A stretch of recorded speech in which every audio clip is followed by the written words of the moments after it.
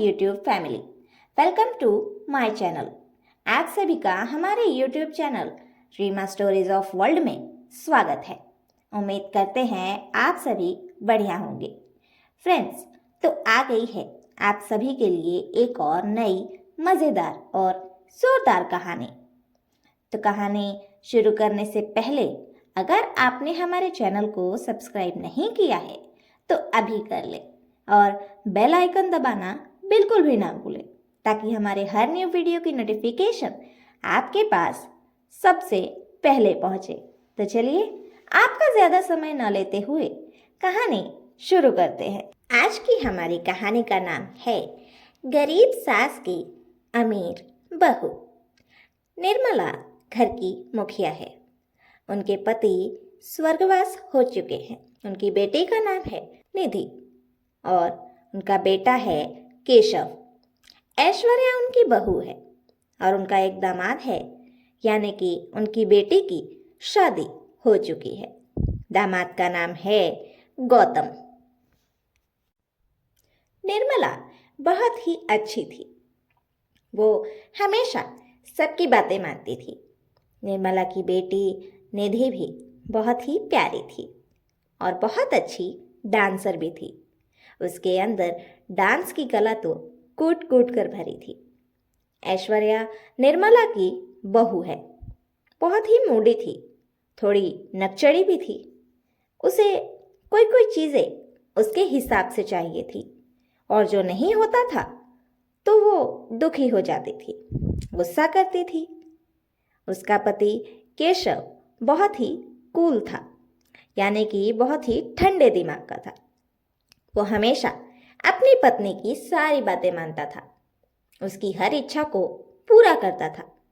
फिर भी अगर एक गलती हो जाए तो ऐश्वर्या उसे बहुत सुनाती थी। निर्मला का दामाद गौतम बहुत ही बेकार किस्म का आदमी था, मानो क्रिमिनल जैसा था। निधि की शादी एक अमीर घर में होती है। उसका पति गौतम अमीर होता है, बहुत ही ज़्यादा अमीर होता है। ऐश्वर्या मायके में तो अमीर थी, पर उसकी शादी इस घर में हुई तब वो गरीब हो गई, क्योंकि उसके ससुराल वाले गरीब हैं। इस बात से ऐश्वर्या हमेशा दुखी रहती थी कि उसकी शादी गरीब घर में हो गई, जबकि वो तो पहले अमीर थी। और इस बात से उसकी सास थोड़ी थोड़ी परेशान रहती थी कि कैसे अपनी बहू को खुश रख पाए। निधि का शादी से पहले डांस क्लास था, बस शादी के बाद उसने सब काम छोड़ दिया। लोगों के पूछने पर उसने बताया कि उसे समय नहीं मिल पाता, उसे अपने परिवार को समय देना होता है, इसलिए। पर सच्चाई ये नहीं थी। सच्चाई ये थी कि गौतम निधि से मारपीट करता था, उसे अपने हिसाब से रखना था, दबा के रखता था। और निधि बेचारी अपनी फैमिली की इज्जत के लिए हमेशा चुप रहती थी, किसी से कुछ नहीं कहती थी और उसकी मार पीट सब कुछ सहती रहती थी। ऐश्वर्या का पति उससे बहुत प्यार करता था, यानी कि निधि का भाई केशव ऐश्वर्या को बहुत मानता था। फिर भी वो दुखी थी कि उसे अमीर खानदान क्यों नहीं मिला, जबकि उसके पास एक एग्जाम्पल भी था। ऐश्वर्या के पिता उसकी माँ की इज्जत बिल्कुल नहीं करते, जबकि वो लोग भी तो अमीर ही है।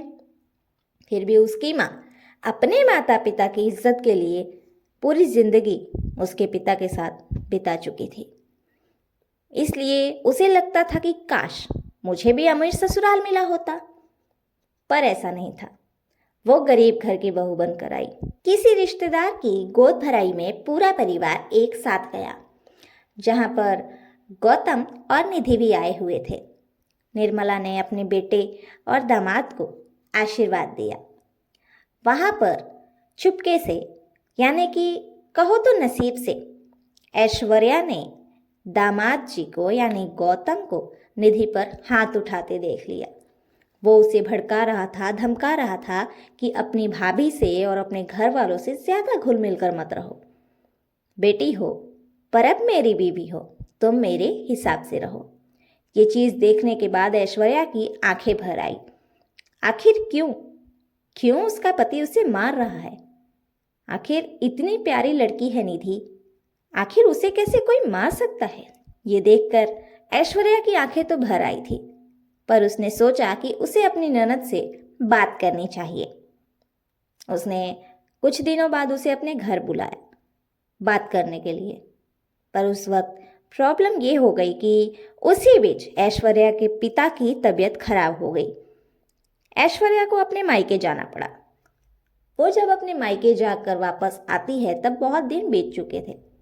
उस बीच निधि वापस से अपने ससुराल जा चुकी थी। उसके बाद ऐश्वर्या ने फिर से उसे बुलाया। निधि किसी भी तरह से अपने ससुराल से परमिशन लेकर अपने मायके आती है और इस बार वो अकेले आती है। ऐश्वर्या ने बैठकर निधि से बात की। निधि ने उसे बताया कि आपने जो देखा वो सच है भाभी। मेरे पति मुझे बहुत मारते हैं, पर क्या करूं? मेरी माँ अकेली है, मेरे पापा इस दुनिया में नहीं है। मैं मेरी माँ के सम्मान के लिए ये सब कुछ झेल रही हूँ। तब उसकी भाभी ने उसे समझाया, देख, भले ही मैं नकचड़ी हूँ, चिढ़ती हूँ, गुस्सा करती हूँ, लेकिन इस तरह से किसी लड़की की जिंदगी बर्बाद होते हुए तो बिल्कुल नहीं देख सकती। मैं भी एक लड़की हूँ। तुम्हारे भैया तो मुझसे बहुत प्यार करते हैं। तुम्हारे पति को ये हक नहीं कि वो तुम पर हाथ उठाए। तुम चिंता मत करो, मैं जैसा जैसा कहती हूँ वैसा वैसा करो। मैं तुम्हें तुम्हारे पति से अलग करके रहूंगी, क्योंकि जिसके पास औरत की इज्जत नहीं है वो औरत को डिजर्व नहीं करता है। ऐश्वर्या अपनी ननद से कहती है, निधि, अभी के लिए तुम अपने ससुराल जाओ। हाँ, मैं तुम्हें 1 हफ्ते बाद बुलाऊंगी।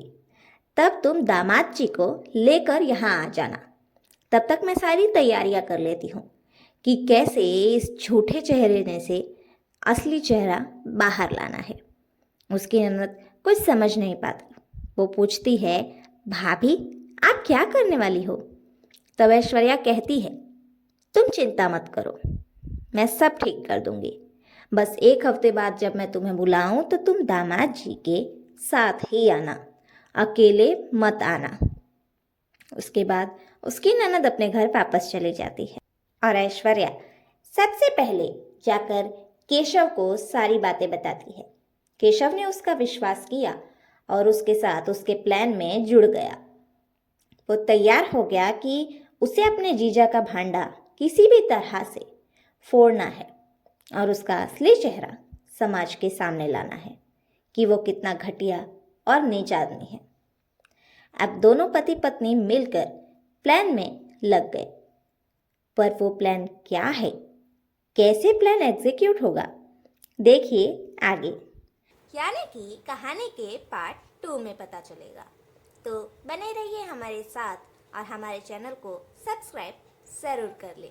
कहानी कैसी लगी ये हमें कमेंट करके ज़रूर बताएं। धन्यवाद।